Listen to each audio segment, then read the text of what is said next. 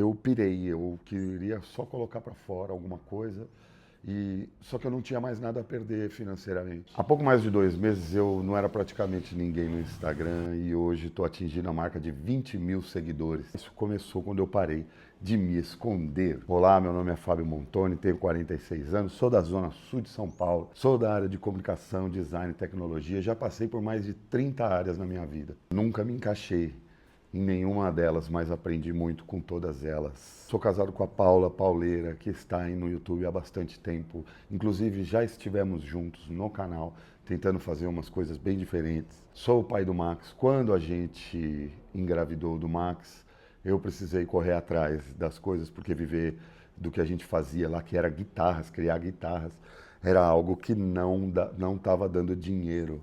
E eu fui para a área de tecnologia que estava pagando, trabalhei na Bolsa de Valores, trabalhei no Banco Santander, fui mandado embora, não consegui outro emprego. Foi quando eu decidi que eu teria que empreender, e foi empreendendo que eu comecei a aprender a criar conteúdo. Apesar de já editar vídeo há bastante tempo, eu fiz meus primeiros conteúdos no ano passado ainda. Acontece que as coisas foram apertando e eu precisava de dinheiro para colocar comida na mesa na outra semana, e esse é o pior erro que a gente pode cometer quando a gente começa a criar conteúdo para a internet. No momento de desespero, trabalhei de motoboy, que serviu meio que como uma terapia, porque eu aprendi a andar de moto, digamos assim, depois de velho. Estou com 46, aprendi a andar de moto com 43 e de lá para cá eu desenvolvi muito o meu conhecimento em cima disso. Quando eu comecei a postar no Instagram, eu, lógico, tinha vontade de crescer, mas eu estava quebrando um empreendimento que eu fiz. Esse ano eu já vendi até café na rua. Eu vi que eu não ia conseguir pagar minhas contas, eu peguei o crédito que eu tinha, salvei um pouco para pagar a escola do meu filho, colocar comida na mesa, comprei um celular novo e postei o meu primeiro vídeo mostrando que eu ia fazer uma obra na minha casa. A obra que começou com a limpeza e que começou com este muro que está aqui atrás. Durante a obra, que era o pano de fundo do meu conteúdo, eu comecei a colocar os meus conhecimentos. Do nada, no meio da obra, eu ia decidindo gravar alguns vídeos. Eu queria ser um criador de conteúdo e decidi que tinha que fazer isso para viver. Abri mais a câmera, mostrei a minha casa que estava detonada, que está detonada ainda por conta das condições financeiras que eu passei, por conta de toda a correria, de todo o estresse, de tudo que eu passei. Minha casa ficou muito detonada. E eu comecei essa reforma com o objetivo de contar uma história, eu pirei, eu queria só colocar para fora alguma coisa, só que eu não tinha mais nada a perder financeiramente. E isso abriu um mundo de possibilidades para mim.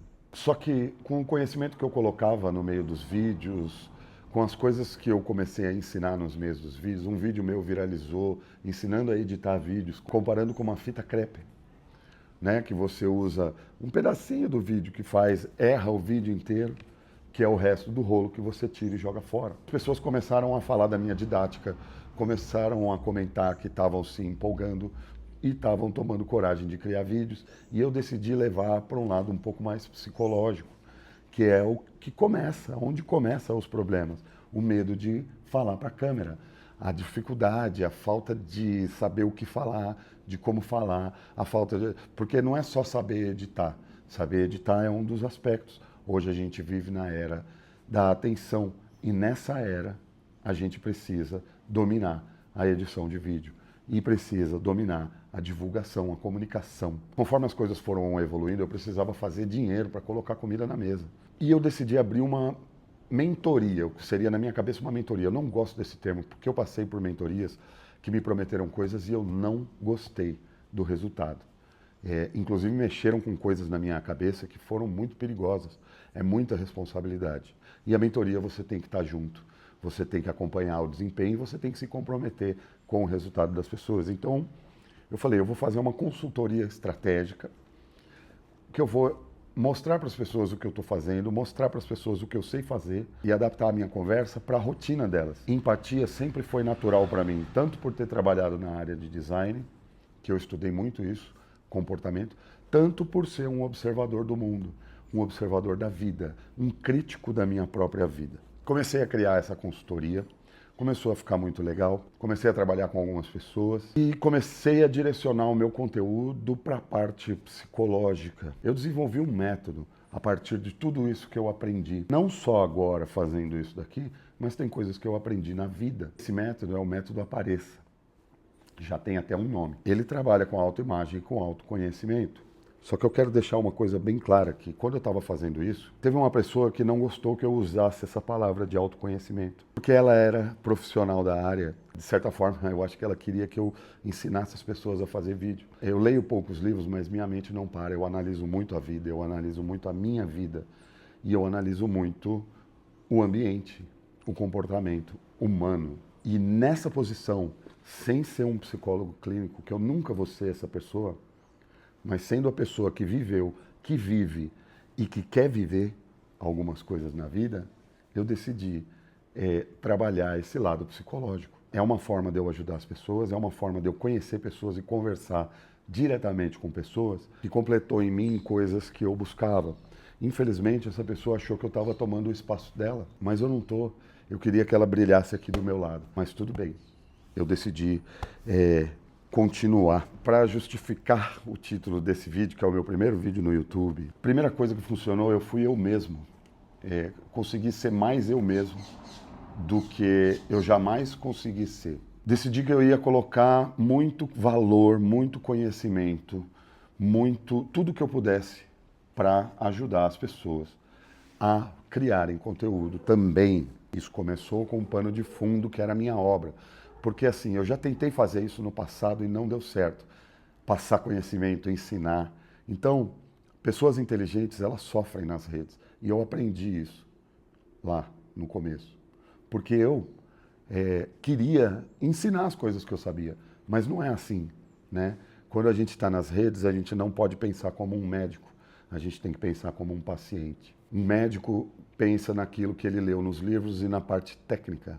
Um paciente quer ouvir sobre a sua dor. Então, sempre que você quiser se conectar com as pessoas, busque falar das dores dela. A simplicidade me ajudou muito. Muita gente gostou de eu estar aqui nesse ambiente, trabalhando nessa obra. Está sujo de cimento e está criando conteúdo que estava dando valor para elas. Eu respondi a todos os comentários e respondo até hoje. Alguns eu só mando um coraçãozinho, alguns eu só curto. Meus vídeos, meus conteúdos, todos os comentários têm um coraçãozinho lá. Isso é importante.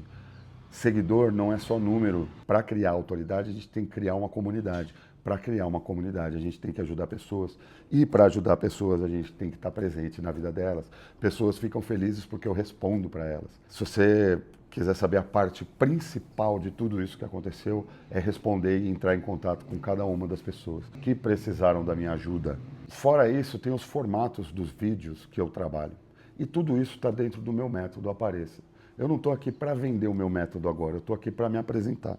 Mas esse método ele vai mexer com 3 coisas na vida das pessoas, que é como a gente se enxerga, como estruturar a nossa comunicação e o nosso conteúdo, como fazer conteúdos fáceis de fazer para rotinas complicadas, porque a gente precisa ser ágil na produção de vídeo.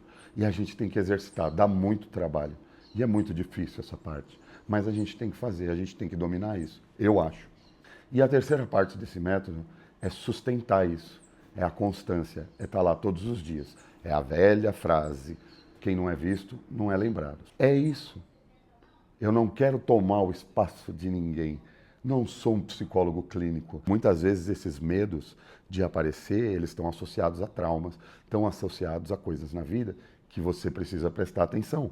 Então, você procure um profissional, você não vai procurar o Fábio. Eu não vou fechar num nicho de criação de conteúdo, não é isso que você vai ver aqui, você vai ver desenvolvimento humano. Eu quero ajudar pessoas a expandirem os seus universos. Já deixa aí as coisas que você gostaria de ver, deixa as coisas que se conectaram com você do que eu falei aqui e vamos ampliar os nossos universos agora no YouTube. Vamos levantar esse foguete juntos.